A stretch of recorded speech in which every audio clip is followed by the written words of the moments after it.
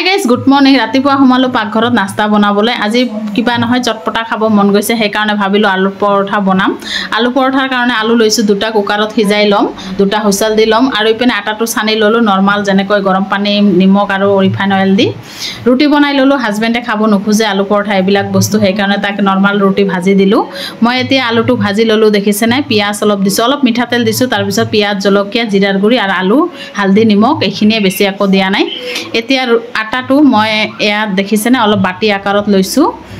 লৈ পেলাই এয়া আলুখিনি সোমাই দিলো ভিতৰত সোমাই অলপখিনি মানে লাহেকৈ চেপটা কৰি লম গোল গোল কৰি লাহেকৈ বেলি লম বেলি পেলাই ভাজি লম ভিডিওটো চাই কেনে পালে কমেন্টত জনাব আৰু ভাল লাগিলে প্লিজ এটা সাবস্ক্ৰাইব মাৰি দিব দেখিছে না এনেকৈ মই আলু পৰঠা বনাও শৰ্টকাট